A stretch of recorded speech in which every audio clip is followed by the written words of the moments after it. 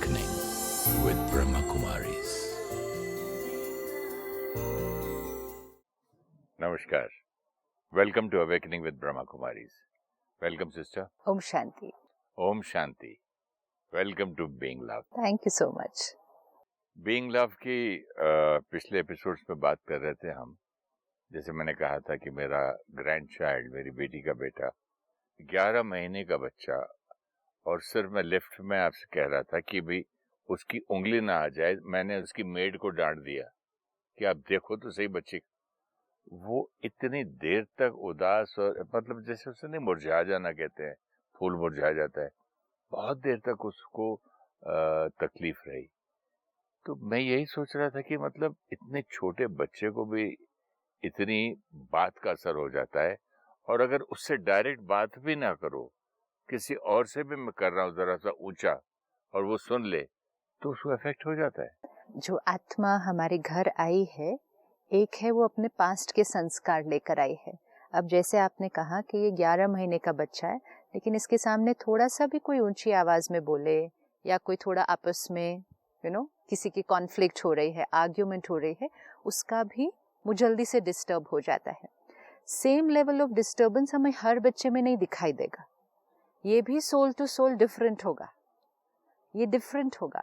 लेकिन of course जो vibration है वो बच्चे पर असर तो कर ही रहा है, हर बच्चे पर. लेकिन ये हमेशा हमें याद रखना पड़ेगा कि आत्मा अपना पास्ट संस्कार लेकर आई है. तो कोई बच्चे जल्दी जल्दी सेंसिटिव, ज्यादा, जैसे अगर उसके अंदर जल्दी हर्ट होने का संस्कार है, जल्दी अपसेट होने का संस्कार है, तो वो थोड़ा सा भी आपस में कॉन्फ्लिक्ट कोई दिखेगा बड़ों का, तो वो जल्दी से रोएगा. उन बड़ों की गोद में भी नहीं जाता जो टेंस्ड हैं. Then that means supposing phone पे किसी ने झगड़ा किया किसी क्लाइंट से और अकेले ले आ जा, वो नहीं जाता फिर. that means he very sensitive. Sensitive मतलब catching power.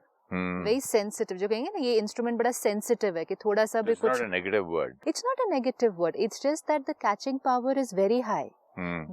But also कि ऐसी सोल को हमें स्ट्रॉन्ग भी बनाना है, सही बात, पावरफुल भी बनाना है, क्योंकि आसपास उसको बहुत वाइब्रेशंस मिलने ही हैं, बहुत कुछ देखना ही है. तो धीरे धीरे पावरफुल तो बनाना ही है ना, क्योंकि हर वाइब्रेशन कैच करके अगर हम पर प्रभाव पड़े तो sensitive in that sense would not be right, क्योंकि विच मीन्स कि वो इन्फ्लुएंस्ड जल्दी हो रहा है अपने आसपास की वाइब्रेशन का. अदरवाइज ऑल्सो वाइब्रेशंस हर आत्मा पर अफेक्ट करती है. लेकिन अगर आपके घर में 2 बच्चे हो, ठीक है, and you will see the difference कि 2 बच्चे हैं और अगर आप गुस्सा कर रहे हैं किसी को, तो ये बच्चा जल्दी अफेक्ट हो रहा है, दूसरे बच्चे पे शायद उतना असर नहीं पड़ेगा, विजिबल असर के वाइब्रेशंस का असर तो दोनों आत्माओं पर जा रहा है. लेकिन इतना असर जो आपने कहा कि वो एकदम चुप हो जाता है या रो लेता है या उसके बाद वो जल्दी जल्दी उनके पास नहीं जाता है, झगड़ा पसंद नहीं है. So there is something past that the soul is carrying. Sensitive है तो क्या हुआ, वीक थोड़ी है. See, sensitive means जैसे अगर suppose I get affected very easily.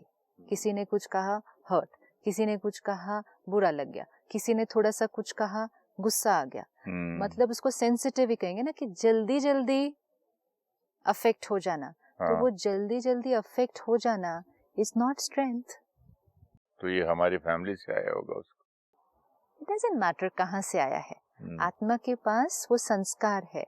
And mostly जब वो एक छोटे बच्चे में संस्कार है तो इट कुड ऑल्सो बी कि वो एक पास्ट से आया है. एक हो सकता है कि वो आत्मा बहुत एक पीसफुल एनवायरनमेंट से सपोज आई हो, जहाँ उसने बहुत ज्यादा गुस्सा और बहुत ज्यादा ऊंची आवाज में बात करना वो नहीं देखा हो. Can it's possible come from a very quite peaceful place. अब जैसे सपोज हम यहाँ हैं, हम पहाड़ों की जगहों पर हैं, यहाँ के लोग इतने सिंपल हैं, इतना प्यार से धीरे धीरे मीठा बोलते हैं, सॉफ्ट बोलते हैं, शांति से एक दूसरे के साथ रह रहे हैं. सो इस जगह पर जो आत्माएं हैं उनके संस्कार और कंडीशनिंग कैसी है? सो सॉफ्ट, लविंग, क्वाइट, आपस में भी कोई बहुत ज्यादा कॉन्फ्लिक्ट नहीं, एक बोल रहा है दूसरा मान रहा है. अब यहाँ से एक आत्मा शरीर छोड़ती है और यहाँ से शरीर छोड़ के सडनली दिल्ली, मुंबई जैसे शहर में पहुंच जाते हैं, जहाँ पे शोर है, आवाजें हैं, लोग जोर से बोल रहे हैं, चिल्ला रहे हैं, गुस्सा कर रहे हैं. तो it's a complete cultural difference.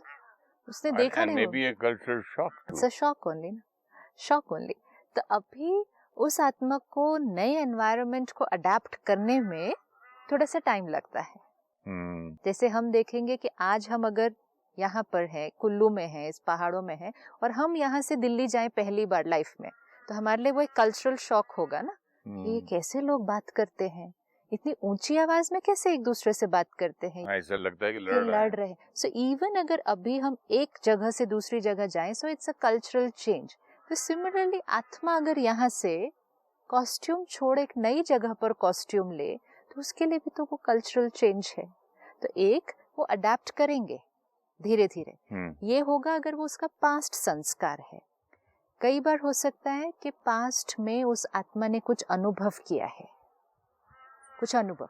Suppose वो आत्मा एक ऐसी फैमिली में थी जहां उसका कोई authority figure, suppose husband, let's say वो आत्मा एक वाइफ थी और हस्बैंड बहुत जोर से बोलता था, चिल्लाता था, अब्यूजिव था, फिजिकली भी वायलेंट था। तो वो आत्मा ने वो सब सहन किया है। अब वो आत्मा शरीर छोड़कर एक बच्चा बने, नए परिवार में आए, उसको थोड़ा सा भी वैसी एनर्जी अगर मिलेगी ना, तो वो जल्दी से रोने लगेगी। So there are lot of reasons कि बच्चा ऐसा क्यों बिहेव करता है। So it can be a past संस्कार because of a cultural change, it can be a past संस्कार बिकॉज ऑफ पास्ट अनुभव, रिश्तों में कुछ हुआ, इट कुड बी फैमिली का संस्कार कि वो है। तो लेकिन हमें ये एक्सेप्ट करना है कि वो संस्कार है और हमें उस संस्कार को अब थोड़ा थोड़ा चेंज करके उस आत्मा को स्ट्रॉन्ग बनाना है। अब उस आत्मा को स्ट्रॉन्ग कैसे बनाया जाए, सिर्फ ये ध्यान रखकर कि अब एज फार एज पॉसिबल उस आत्मा को कोई भी स्ट्रेस, एंजाइटी, पेन की वाइब्रेशन नहीं मिलनी चाहिए। नहीं, ये भी, और आपने पिछले एपिसोड में कहा था माँ बाप का भी स्ट्रेस जो होता है बच्चे को डायरेक्ट ट्रांसफर होता है, वो नहीं तो मिलना पेरेंट्स को भी नहीं होना चाहिए। नहीं, उस घर में ही नहीं होना चाहिए वो एनर्जी। सी इट्स लाइक वो बैटरी थोड़ी सी अगर वीक है, हमें उस बैटरी को स्ट्रॉन्ग करना है। एंड ये वो समय है जब स्ट्रॉन्ग करना इजीएस्ट है। जब बच्चा छोटा है तो उसकी बैटरी को स्ट्रॉन्ग करना इजीएस्ट है इस टाइम, क्योंकि इस टाइम तो वो डायरेक्ट कंज्यूम कर रहा है वाइब्रेशन। इजीएस्ट किसके लिए है? बच्चे के लिए इजीएस्ट है इस टाइम। तो माँ बाप के लिए थोड़ी इजी है, जिसको आदत है स्ट्रेस में जीने की। तो रिस्पॉन्सिबिलिटी तो है ना, लेकिन रिस्पॉन्सिबिलिटी तो बंदा नेचर चेंज कर लेगा, नेचर चेंज थोड़ी सी करनी पड़ेगी। वो लोग भी तो संस्कार लेके आए, पेरेंट्स, लेकर आए, ग्रैंड पेरेंट्स, रिलेटिव्स। अगर हम ध्यान रखना चाहे ना, हम रख लेंगे। हम जिन जिन चीजों का ध्यान रखना चाहते हैं हम रख लेते हैं। बच्चा है, हम बच्चे के खाने का, सोने का, पीने का, पहनने का, टाइमिंग का, एक माँ अपना 24 घंटा तो उस बच्चे के अराउंड देती है। हर चीज का फोकस यही है ना, बच्चे का ध्यान रखना है। तो इतनी चीज का ध्यान नहीं रखेंगे फिर, क्योंकि अभी का बना संस्कार आगे जाके चेंज करना डिफिकल्ट होगा। आज आप देखो, हमारे लिए संस्कार चेंज करना थोड़ा सा हमें एफर्ट लगता है, बच्चे के लिए बहुत इजी है, सॉफ्ट है। बच्चे का प्रेजेंट ईगो नहीं अभी डेवलप हुआ है, तो संस्कार मोल्ड करना, चेंज करना बहुत इजी होता है बच्चों के लिए। दूसरी भी चीज होती है, कई बच्चे बहुत पीसफुल संस्कार लेकर आए हैं, बहुत स्टेबल है, लेकिन प्रेजेंट एनर्जी जो आसपास मिल रही है, डिस्टर्बेंस, टर्मोइल, लड़ाई हो रही है, मदर अपसेट है, रो रही है, ये वाइब्रेशन भी बच्चे को मिलता है, बच्चे का संस्कार चेंज हो जाता है। तो फैमिली की रिस्पॉन्सिबिलिटी एज फार एज बच्चे हैं, सबसे बड़ी रिस्पॉन्सिबिलिटी है कि हम बच्चों को क्या संस्कार दे रहे हैं। फैमिली में आप देखो, सुनते हैं ना, हमने अपने बच्चों को क्या संस्कार दिए। हमें लगता है जो हमने उनको सिखाया, ऐसे बोलना, झूठ नहीं बोलना, ये नहीं करना, ये है संस्कार देना। रोज सुबह उठ के देखो मेरे बच्चे पूजा करते हैं, बहुत बड़ा संस्कार, which is very good, which is very good. लेकिन वो है हैबिट्स जो हम डेवलप करते हैं। लेकिन सबसे सटल फॉर्म कि एक फैमिली के संस्कार बच्चे को कैसे मिलते हैं, वो सबसे सटल फॉर्म है जो पेरेंट्स के संस्कार, जो पेरेंट्स की सोच, उसका डायरेक्ट इन्फ्लुएंस बच्चे पर हो रहा है। एक आत्मा जो आती है, हर आत्मा के पास 5 टाइप ऑफ संस्कार होते हैं। एक संस्कार जो हम पास्ट से लेकर आते हैं, वो तो बहुत पावरफुल फैक्टर है हर सोल के पास। एक सेट ऑफ संस्कार जो हमें प्रेजेंट एनवायरनमेंट से मिलता है, जेनेटिक, मतलब फैमिली, एंड एक्सटेंडेड फैमिली, वो एक सेट ऑफ संस्कार. एक सेट ऑफ संस्कार जो हमें एनवायरनमेंट से मिलेगा, मतलब school, society, religion, country, environment. चौथा सेट ऑफ संस्कार जो हम अपनी विल पावर से क्रिएट कर सकते हैं, जैसे हम इस सीरीज में देख रहे हैं. आपने कहा गुस्से का संस्कार है, लेकिन हम विल पावर से प्यार का और पीस का संस्कार क्रिएट करते हैं अवेयरनेस से. एंड फिफ्थ टाइप है ओरिजिनल संस्कार, जो हम हमेशा देखें, love, peace, purity, bliss, happiness, power. तो हर आत्मा के पास ये 5 सेट ऑफ रिकॉर्डिंग्स है, हर आत्मा के पास है. तो ये जो बच्चा, ये जो आत्मा हमारे घर आई है, इसके पास भी ये 5 सेट ऑफ रिकॉर्डिंग्स है. अब हमें देखना है कि ये क्या संस्कार लेकर आई है और हमें अब इसको और कैसे एम्पावर करना है. उसका ध्यान रखने के लिए हमें अपना ध्यान रखना ही होगा. There is no other way. If there is constant conflict in the house, any kind of stress, office का, फाइनेंशियल, रिश्तों का, उसका डायरेक्ट इम्पैक्ट सिर्फ बच्चे की संस्कारों पे नहीं, लेकिन बच्चे की सेहत पे भी पड़ता है. आजकल कई बार कुछ बच्चे ऐसे मिलते हैं जो बार बार बीमार पड़ रहे हैं, बहुत फ्रीक्वेंटली बीमार पड़ रहे हैं. One doctor to the another doctor to the third doctor, हम ढूंढ रहे हैं कि ये बार बार क्यों बीमार पड़ रहा है, बार बार क्यों बुखार हो रहा है, बार बार क्यों इन्फेक्शन हो रहा है. तो डॉक्टर कहेगा बच्चे का इम्यूनिटी सिस्टम थोड़ा सा वीक है. लेकिन ये इम्यूनिटी सिस्टम भी वीक क्यों है? ये इम्यूनिटी सिस्टम वीक है, हमें पता है, स्ट्रेस से इम्यूनिटी सिस्टम वीक होता है. लेकिन बच्चे का तो अपना कोई स्ट्रेस अभी है ही नहीं. तो 1 साल के बच्चे को क्या स्ट्रेस होगा? तो पेरेंट का स्ट्रेस बच्चे का स्ट्रेस बनता है, और बच्चे का स्ट्रेस बच्चे के फिजिकल इम्यूनिटी सिस्टम पर अफेक्ट करता है. हम फॉर्मेटिव ईयर्स में चल रहे हैं, तो ये ध्यान तो रखना पड़ेगा ना. तो मतलब हम एक है. हाँ. छोटा बच्चा और माँ बाप वन. राइट. जैसा माँ बाप वैसा बच्चा. डायरेक्ट. और फिर अभी अगर थोड़ा सा अटेंशन नहीं रखा, then life long we will keep saying लेकिन इसका संस्कार ऐसा है, ये कमजोर है, जल्दी जल्दी गुस्सा करता है, जल्दी जल्दी ये करता है. Just the other day I met a lady जिसका 2nd बच्चा होने वाला है.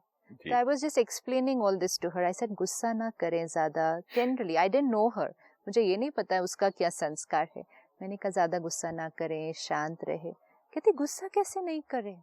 कोई 1 दिन 2 दिन की बात थोड़ी है कि गुस्सा नहीं करो. अभी 9 महीने, फिर उसके बाद आप कहते हैं 1-2 साल और अटेंशन रखना, तो गुस्सा कैसे नहीं करेंगे? ऐसे देखो, कहती मेरे को तो गुस्सा जल्दी जल्दी आ जाता है.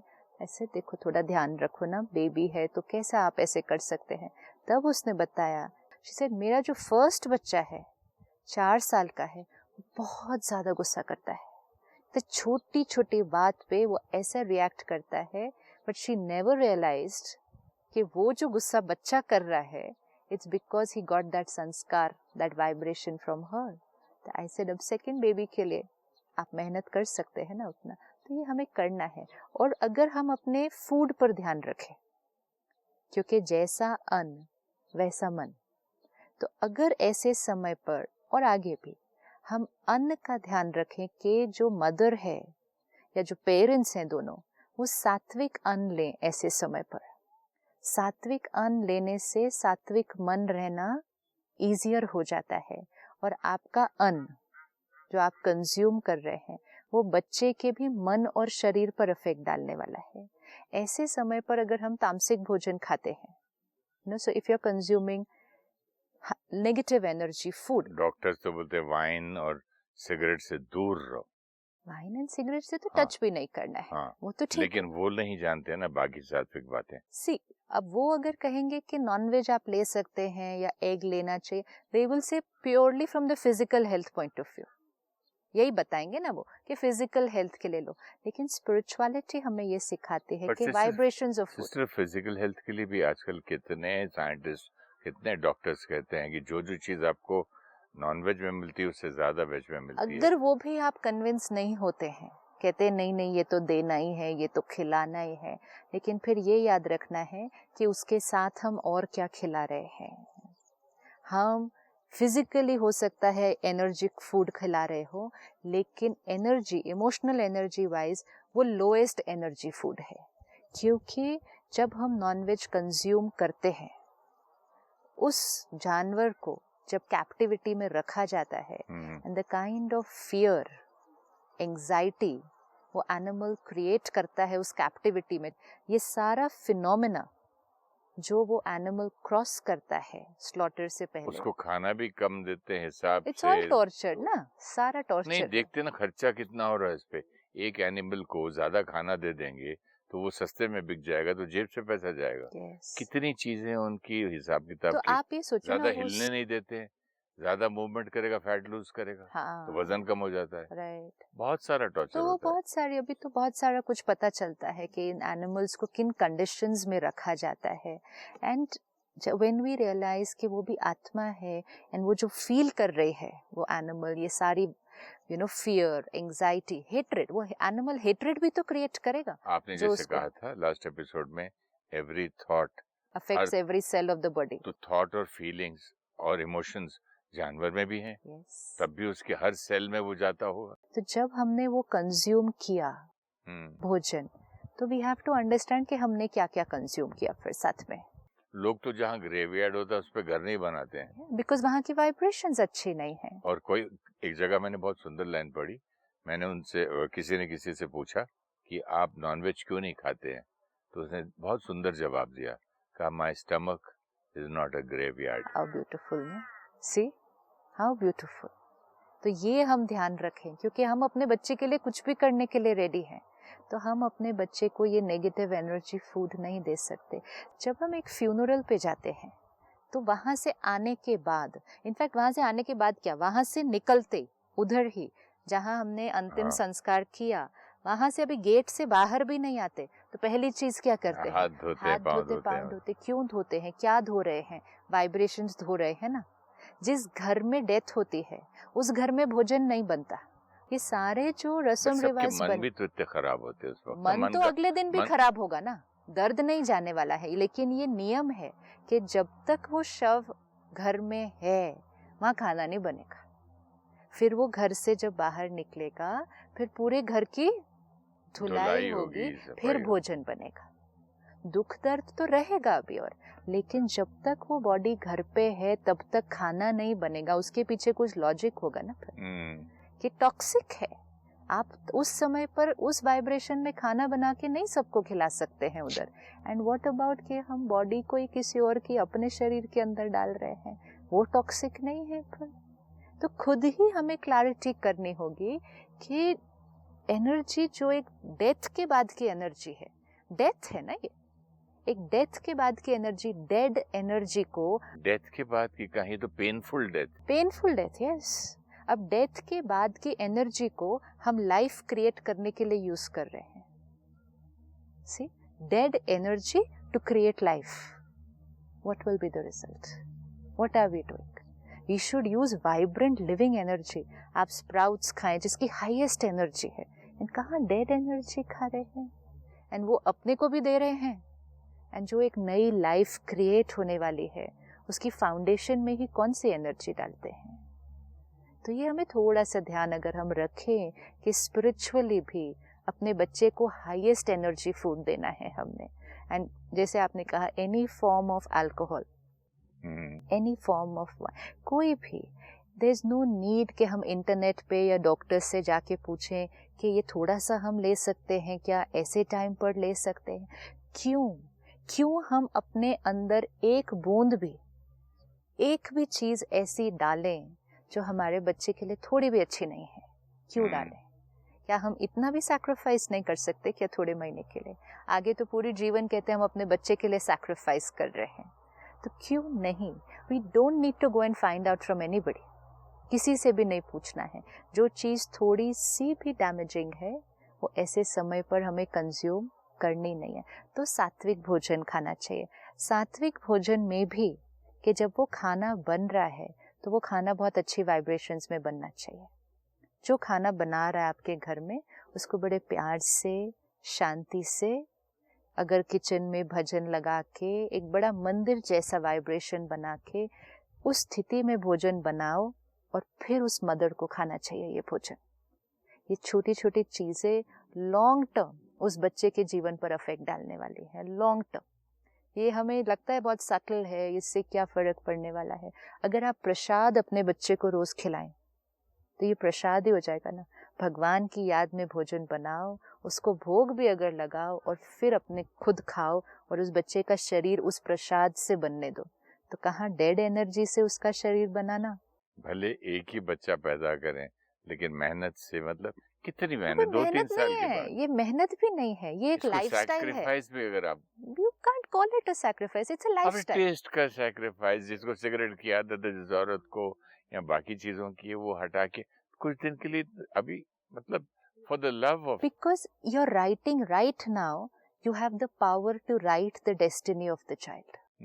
अभी आपके पास वो पावर आई हुई है, जब वो क्रिएशन अभी बन रही अभी है। आपके हाथ पे पेंट ब्रश, बिल्कुल, कैनवस, ये वो टाइम एवरीथिंग रेडी है। ये वो टाइम है जब कैनवस बिल्कुल ब्लैंक है। अब का लगाया हुआ रंग बहुत लॉन्ग टर्म चलने वाला है। अब का क्रिएट किया हुआ शरीर देखो लॉन्ग टर्म चलता है ना, इसीलिए तो इतना ध्यान रखा जाता है ऐसे टाइम पर। तो इसीलिए अगर हम सात्विक अन्न दें, हम ध्यान रखें कि ऐसे टाइम पर हम कोई नेगेटिव चीजें ना सुने, ना पढ़े, ना देखें। चाहे वो इंटरनेट पर, चाहे वो मूवीज के फॉर्म में, चाहे वो बुक्स के फॉर्म में, newspaper, news, take in nothing, ले ही नहीं उसको अपने अंदर, क्योंकि ये इंफॉर्मेशन आप पर तो असर डालती है, लेकिन आपसे ज्यादा इस समय उस आत्मा पर असर डाल रही है, क्योंकि we always have to remember उसकी कैचिंग पावर इस समय बहुत हाई है, हाईएस्ट। वो सोल कॉन्शियस स्थिति में वो आत्मा अंदर बैठी हुई है और वो डायरेक्ट उस पर प्रभाव डालने वाली है। तो ऐसे समय पर सिर्फ और सिर्फ pure, powerful, very wisdom, knowledgeful ऐसी चीजें पढ़नी है। अपनी सब नेगेटिव इंफॉर्मेशन से अपने आप को दूर रख। म्यूजिक भी सुने, म्यूजिक भी सुने तो कैसा म्यूजिक सुने? Soft, soothing, not loud. Don't take in anything which is loud, disturbing and turbulent. ऐसी कोई जगह पर ना जाएं जहाँ टर्बुलेंट एनर्जी है। हमेशा सूदिंग। ये सारी अभी की हुई चीज ना नर्चर है उस आत्मा के लिए। तो वो आत्मा के ऊपर कितना बड़ा उसका प्रभाव पड़ने वाला है। वाइब्रेशंस का प्रभाव सबसे ज्यादा जो दिखाई देता है कि एक बच्चे पर कितना पड़ता है। तो अन्न, मन और अपना मन की स्थिति, इस पर ध्यान रखें। जो धन कमाए वो कभी भी किसी को धोखा देकर, किसी को थोड़ा सा भी चीट करके, थोड़ा सा भी कुछ गलत करके धन कमाकर घर में नहीं लेकर आना। ये धन इस समय उस बच्चे को अन्न नहीं दिया जाना चाहिए उस धन से, क्योंकि वो धन अपने साथ दर्द और दुआओं की ऑपोजिट एनर्जी लेकर आया है। अगर मैं आपको थोड़ा भी चीट करूं तो आप मेरे बारे में कैसा थॉट क्रिएट करेंगे? अगर मैं यहाँ बिजनेस में लोगों पर चिल्लाऊं, गुस्सा करूं, शोर मचाऊं, ये करूं, तो वो मुझे कैसी एनर्जी भेजने वाले हैं सारा दिन? ये एनर्जी मैं रोज घर लेकर जाऊं, ये एनर्जी उस बच्चे पर इफेक्ट डालती है। तो बहुत, हम कहते हैं हम अपने बच्चों के लिए कर रहे हैं, लेकिन ये बहुत सूक्ष्म चीजें हैं जो हमें अपने बच्चे के लिए ध्यान रखनी है कि धन कैसा, अन्न कैसा और मन कैसा, तन कैसा, जैसा हमारा वैसा ही वो बच्चे का बन जाएगा। जैसा धन वैसा अन्न, yes, और जैसा अन्न वैसा मन, और जैसा मन वैसा तन, क्योंकि माइंड का बॉडी पर इफेक्ट पड़ जाएगा डायरेक्टली। तो ये चारों एनर्जीज इस समय उस पेरेंट के हाथ में है कि वो बच्चे को क्या दे सकते हैं। इस समय अपने आप को कोई एक्सक्यूज नहीं देना है। ऐसे समय पर मदर को स्पेशली ये ध्यान रखना है, छोटी छोटी बातों में नहीं उलझना।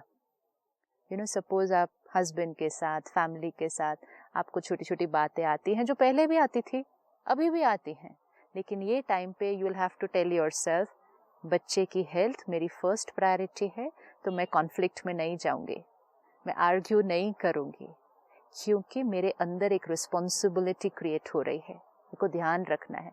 तो ऐसे समय पर छोटी छोटी बातों को लेट गो कर दो, छोड़ दो, कोई बात नहीं, बाद में बात करेंगे 1 साल बाद, अभी नहीं कर सकते इस बात के ऊपर, क्योंकि एक बार वो कॉन्फ्लिक्ट में गए, हम स्टॉप नहीं कर पाएंगे उसके प्रभाव को। और पूरी फैमिली की भी रिस्पॉन्सिबिलिटी है कि ऐसे समय पर उस मदर को जितना हो सके लाइट रहने दे, एकदम लाइट, सारी प्रॉब्लम से दूर। घर की प्रॉब्लम पता भी नहीं चलने देनी चाहिए उसको, पता भी नहीं चलने दें। जब कहते हैं ना फिजिकल रेस्ट, कि फिजिकल रेस्ट करना चाहिए, फिजिकल रेस्ट से फिजिकल बॉडी बनेगी, इमोशनल रेस्ट से इमोशनल बनेगा। तो उस मदर को बहुत ज़्यादा इमोशनल रेस्ट की ज़रूरत है। इमोशनल रेस्ट मीन्स ये माइंड कैसा होना चाहिए, शांत, साइलेंट। मैं सोच रहा था बच्चे को स्पिरिचुअलिज्म सिखाने के लिए कोई स्कूल में कोई सब्जेक्ट नहीं है, क्लास में कोई सब्जेक्ट नहीं है। आपने इतना सुंदर सब्जेक्ट बताया कि जब बच्चा अपने पेट में, सबसे बड़ा स्कूल, ऐसे टाइम पे, ऐसे टाइम पर जो चाहे सिखा सकते हैं। टीच द चाइल्ड जो चाहे, आप इस समय पे उसको जो स्टोरीज सुनाएंगे, जो बातें सुनाएंगे, वो सब सुनता जाएगा। Easiest time to teach anything, वो सब सुन रहा है। ऐसे टाइम पे आप उनको वैल्यूज की बातें बताएं, वो आत्मा कैच कर रही है। हमें ये नहीं लगना चाहिए कि वो सुन नहीं रहा, सब कुछ सुनाई दे रहा है और सब कंज्यूम होती जा रही है वाइब्रेशन। एक वर्ड आपने बहुत सुंदर बोला था, प्रायोरिटी। मैं ये इस शब्द को अगले एपिसोड में यूज करना चाहूंगा। एक छोटा सा मेडिटेशन करते हैं इस पर। Definitely. Let's sit back, comfortable. हमारी रिस्पॉन्सिबिलिटी अपने बच्चों के प्रति, अपनी फैमिली के प्रति, उनकी हेल्थ, हैप्पीनेस, ये हमारी रिस्पॉन्सिबिलिटी है। हमारे जीवन की सबसे इम्पोर्टेंट प्रायोरिटी है। उनके लिए हम अपना ध्यान रखेंगे। धन प्योर और क्लीन तरीके से कमाएंगे, जिस धन के साथ घर में दुआएं भी आएं। अन्न सात्विक, हाई एनर्जी फूड, मन क्लीन, प्योर, पॉजिटिव, तन साफ, स्वच्छ, हेल्थी। ये 4 एनर्जीज हम जितना अपना ध्यान रखेंगे, हमारे बच्चे के ऊपर डायरेक्ट प्रभाव पड़ता है। ये हमारी रिस्पॉन्सिबिलिटी है। आज का रखा हुआ ध्यान हमारे बच्चे के भाग्य लिखता है। This is the responsibility of every parent soul towards the new creation. Om Shanti. Om Shanti, and thank you very much, sister. Om Shanti, thank you so much. A baby is an old soul in a new body who has been on a journey for many births. A baby's behavior is because of the conditioning and experiences of the past birth. In a few years, past memories will get deleted and present conditioning will take over.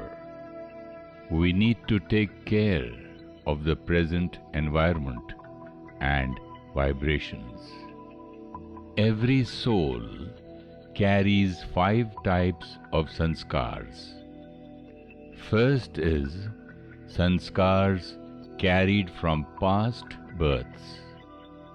Second is sanskars of family. Third is sanskars because of environment and friends. Fourth is sanskars created due to our own willpower. Fifth is the original sanskars of purity, peace, love, and bliss. Each soul is a bundle of these 5 types of sanskars. The food we eat has an effect on our mind. Non-vegetarian food has vibrations of hatred, fear, anger, and hurt.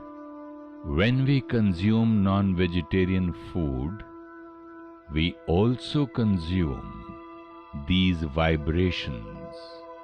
and they have an effect on our mind and body. Om Shanti Om. I'm a peaceful soul. Om Shanti.